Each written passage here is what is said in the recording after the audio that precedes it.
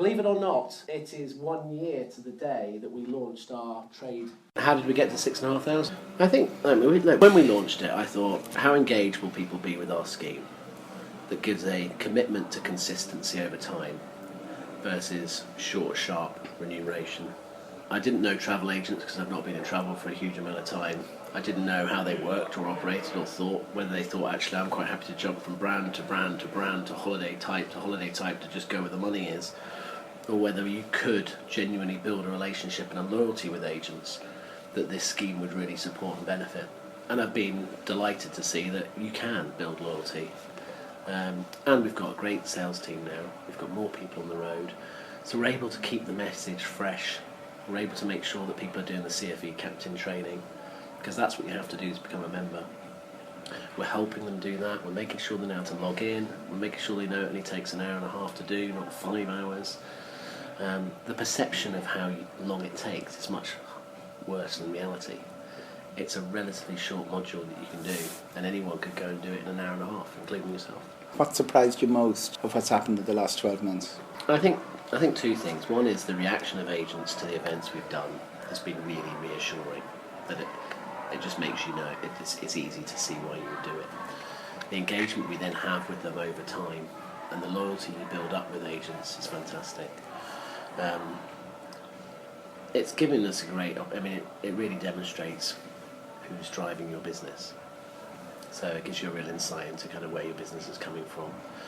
But obviously there's lots of people who make hundreds of bookings that aren't even part of Club Royal yet, so there's still some way to go on that. Not all of the trade partners embraced it quite as openly at the start as others. Some have been up and running longer than others. We've built 6,500 quite steadily over time, so it's not like we launched and we suddenly went to 6,500. We kind of launched, I think the first month we were 1,500, and it went to 2, then it gradually crept up, and I thought, well, maybe it might plateau at 3.5, and then it kept on going. But it's just continued to build, so we've got the confidence that we can do 8 by the end of the year. Ironically, one of the big areas of opportunity still for us is Ireland.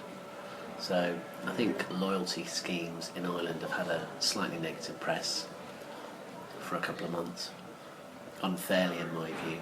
But I think we've reassured people that ours is sensible, it's well thought through. It's not driving agent behaviour in a way that's irresponsible or in any way would be seen as negative by that agency. And when we did the roadshow in Ireland, obviously a few weeks ago, it was a great way of us to make sure that people were CFE captains, that were engaged with it. And it's just a harder market to go and reach via communication. With the same awareness build in Ireland yet. The other thing is that all of our events have been centred out of or travelled out of the UK. So it's obviously more difficult. So your Irish agents obviously have to fly here, you have to fly here. There's more cost involved. So next year, actually, and I probably should have said this, but next year we're absolutely going to do a dedicated Irish event. It was harder, it was less well received in Ireland than it was in the UK. I mean, the beauty of this scheme is that every owner-operator has the opportunity to allow their staff to participate or not. At the end of the day, that's their right and that's their business. All we came out and said is, this is our scheme. We don't incentivise outside of it. We try and keep it fair and realistic. I think where it gets difficult is if you start to up or boost the earning potential, then I think some owners think, am I putting the right person on the right holiday? Or am I sort of adversely steering them to a product? And I think it's less actually about owners genuinely believing that, but I think it's a convenient message that's peddled by some to almost destabilise the apple cart at times.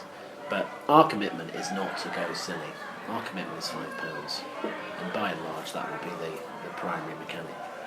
And obviously £5 in euros equivalent for the Republic of Ireland is. I think that's where you win hearts and minds, and you can convince people face to face that actually cruise is a good option for you.